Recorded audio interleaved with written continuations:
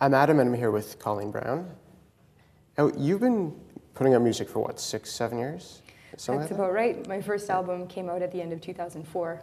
Okay, and your last album, the one before the new one, that came out in, was it 2008? Foot and Heart, it was, yeah, essentially, both of those albums I released in December. So it was December 2004 and then 2007. And then Foot and Heart was re-released on M. Griner's record label, Dead Daisy, last year, March of 2010. And I've been reading your name a lot. Seems like you've been getting a lot of attention the past year or two. What do you chalk that up to? Just things just take time, or have you changed? Yeah, no, I think, well, being in Edmonton, I think things just slowly have built there. And then, you know, I've gotten to the point where I'm quite well known in Edmonton and parts of Alberta and parts of Western Canada, and it's just sort of started to trickle out east. I haven't done a ton of touring out here, but over the last couple of years, I've been around a little bit more here and there. And I think, well, I hope that it's just that I'm doing good work and people take notice of good work. That's what I would like to chalk it up to. and well, you have some fairly well-known musician fans too. You meant, like you said, Dan Griner, right. And who else? Yeah. Oxley Workman, I think. Yeah. Did they just? And it is like there's a bunch of people out here who've been really supportive. Did they just see you play one time, or? No, well, it actually started. It actually started because I was listening to a CBC program that Rich Terfryer, Buck 65, hosts, and I thought there was a serious lack of Alberta representation in the music that they were playing. So I sent him an email that was a big, long rambling about, you don't know anything about Western Canadian music, apparently. So here are all the, well, I tried to say it nicely, but here are all the artists that I think you should play, and including me. Did you slip your name in there like fourth or yeah, fifth? It was like kind of at the end. It's like, and oh, by the way.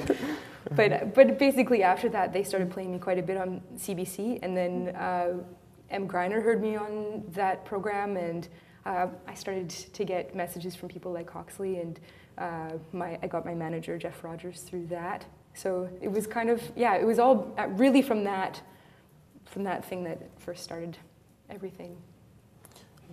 I want to talk about your new album, Dirt.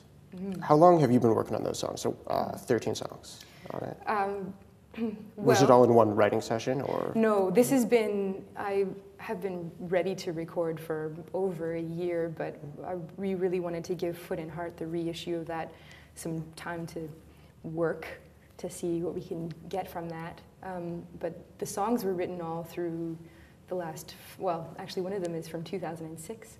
And the majority of them were written in the last 2 or 3 years, but it's been sort of just a culmination of the work that I've done over the last few years.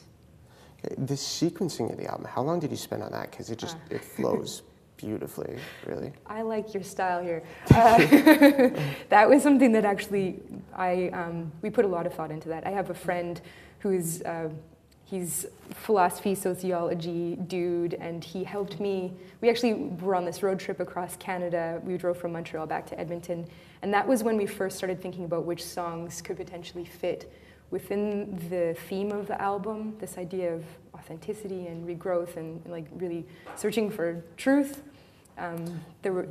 We narrowed the songs down to about 15 that we went into the studio to record, and then based on those songs, we kind of messed around, tweaked to try to find the sequence of things. Because it was really, it is a story in a way.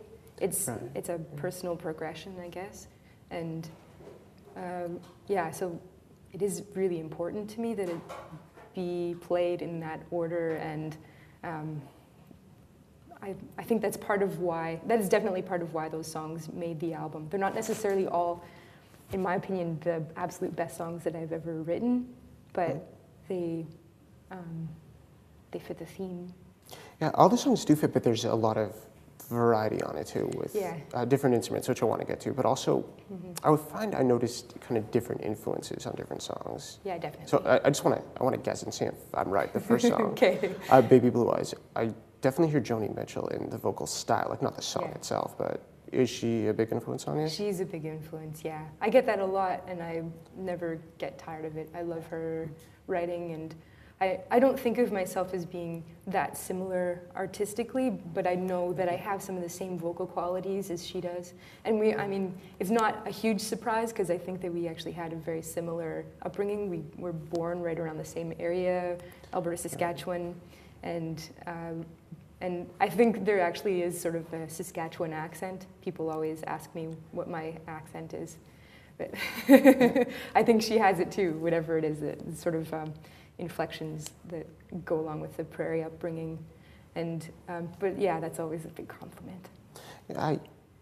I mean, to me, she's one of maybe sort of 5 folk and folk pop artists where it's like, how could you almost not be influenced? I think that's but, it. I mean, like whether you know it or not, in some ways, you know, like Neil Young, for instance. Yeah. Bob Dylan, obviously. I didn't actually know any Joni Mitchell music until I was 19. Oh. So there was a lot of influence that I was getting sort of secondhand through Tori Amos and Chantal Kreviazuk. Those were the artists that I was really listening to when I was that age. Right. Yeah. Oh, I was going to ask you about Tori Amos actually, because the last song, "This Love Is Growing," the album Closer, I really hear Tori Amos in the chorus. Not like I would mistake you for her, but just like in the songwriting, I guess. Like that approach to melody. I think, the approach to melody, yeah. I was going to say maybe it's because I actually spent more time on that piano part, arranging how I was going to play it. And I think her piano parts are usually more intricate, but vocally speaking, yeah, I guess that, you know, I'm not conscious of that kind of thing when I'm writing. It just happens. Okay. All right, I have one more guess. The song, I might be screwing up the title, Really Just Need a Friend, is that? That's right, That's what it's called? I hear Mary Chapin Carpenter there. I was actually just discussing this with Steve the other day. Oh, yeah? Do you know the song Passionate Kisses? I think so. Passionate Kisses, whoa, whoa. Lucinda Williams' song. Okay, yeah. Which I didn't know when I was a kid, but that was my absolute favorite song when I was 11 or 12 or whenever it became a big hit for Mary Chapin Carpenter. And I had an album of hers that I was totally in love with, like the album that had that song on it. And I saw Lucinda Williams actually when I was working at the Winspear Center in Edmonton, and so I got free tickets to all these different shows, and I had no idea who she was. And I went into the show and was just totally blown away.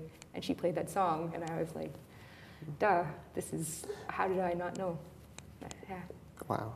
Yeah. That must have been cool. You must have gotten exposed to a lot of different artists, getting free tickets to everything. Yeah, definitely. Yeah. There were, who is it that was opening for, I went to see Sarah Harmer, and Josh Fritter was opening up for her, and he was really fantastic. His live performance just as a solo artist just totally captured me. Okay.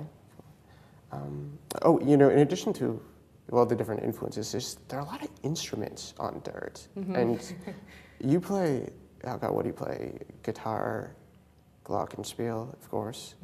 Of course. Because I love Bruce Springsteen, not for any other reason. Okay, thank you for not making me ask the question. On one of the songs, Ignorance Prayer, you play the organ. How do you decide, you know, being a multi-instrumentalist yourself as well as collaborating with, you know, horn players, violinists, how do you decide what to play for which song? Well, it was actually Don't Know How to Love. I only ended up playing this foot pedal organ part. That's the only organ per se that I play. Right, yeah. I'm not really a great organ player, but that was one of those things that just, we had the piano part and it felt good, and then we added some of these sort of atmospheric guitar loop clouds, we call them. And that sounded cool, and then it just felt like it needed something in the low end to just round it out. Oh, okay. And so it mostly the arrangements, well, a lot of the arrangements changed in the studio intuitively, because it just felt like that was the space that needed to be filled. And sometimes I really question how far we should be taking that. I would like to do an album that's maybe a little bit more stripped down and has more space. And this one ended up being maybe a bit fuller than I had really imagined or intended. But I like that on some things, you know, it makes it feel really powerful to me. For sure, and I mean, live, do you try to recreate the sound of the album, or? To some degree. Yeah. We've had a couple of shows. We did this album release party in Edmonton where we had a 10-piece band. So we had the strings and the horns and the full band, a Hammond organ. And yeah, we did try to recreate a lot of the album textures, but when we play on tour, usually it's drums, bass, guitar, keys. Sometimes we have a trumpet player and a background singer, and that's it. So it's really difficult to try to make those same sounds with a smaller group of people. And actually, I think that live sound is so much more delicate. There's so many more, so many possible issues that arise when you go into a new room with a new sound person. And the more instruments you have, the more it's just bulk on stage of sound. So sometimes it's better just to have fewer things going on and change the arrangements around a little bit. There are also different ways you can communicate live, right? Definitely. I mean, visually, obviously. Yeah. For one. My outfit is the most important part, really. It tells the story. Well, the first part of it. Yeah. You mentioned horns. That reminded me. "Happy Love Song," which is, I think, the second track on the album. That's right. Yeah. As soon as I read the title, my irony detector started beeping, but it actually seems to be a happy love song. It started out that way. The first 2/3 of the song are essentially, I would say the majority of it is a happy love song, in the sense that my goal was at the time to just let all of these problems that were in our faces, that were causing us to fight or be tense with each other, to just put those away and have a good day.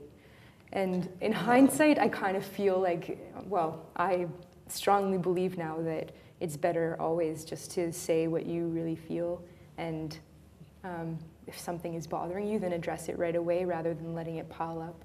And it's one of the lessons that I am talking about in the album, is really this idea that searching for truth and following the truth all the time is the best thing, even though it makes things uncomfortable. So digging is a metaphor, or not even metaphor, really?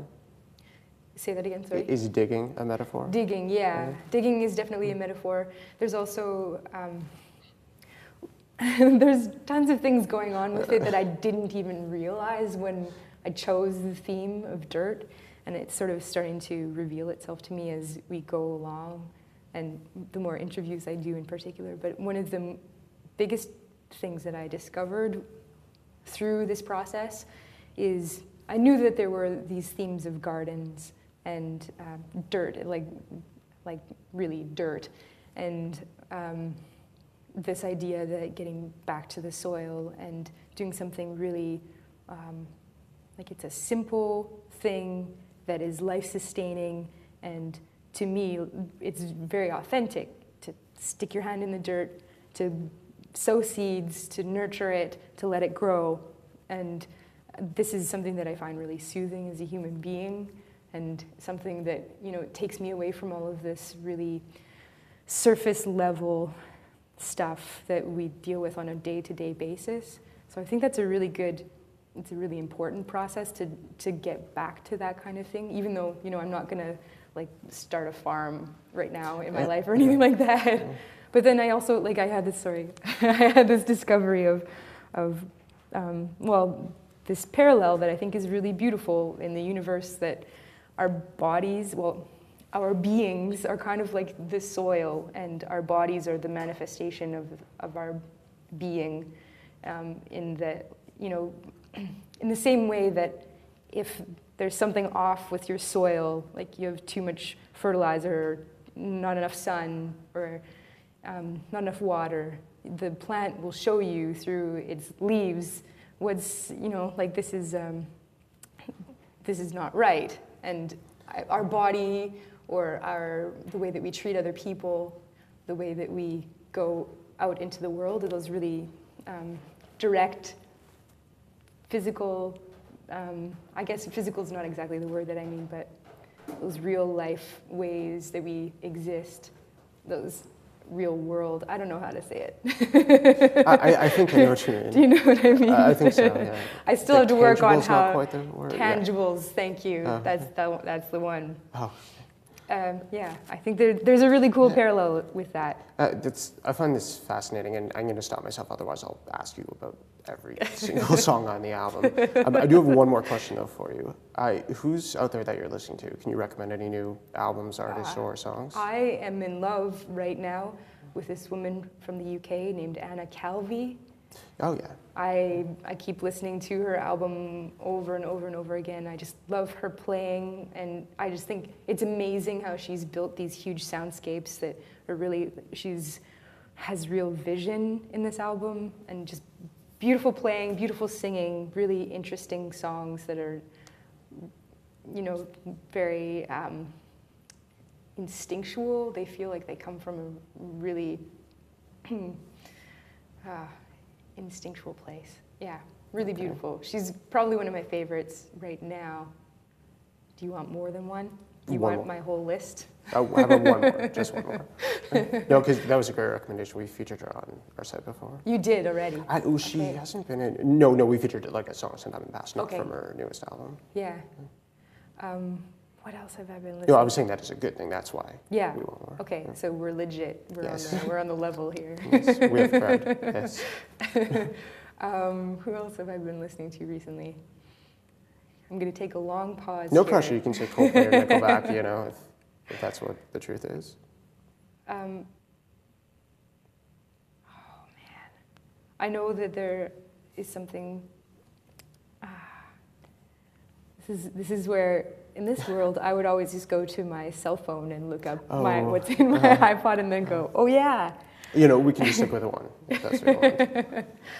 Yeah, because I'm a little slow right now. Yeah, no, that's great. No problem.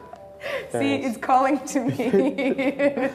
It's in the front pocket. They can ask what the name of that album is. See, I'm such a Luddite that I haven't even changed the ring on it either. Just don't answer it. Just press the button on the top. Okay, Colleen, thanks so much for coming in. I love that you introduced that way for the record. That was great timing.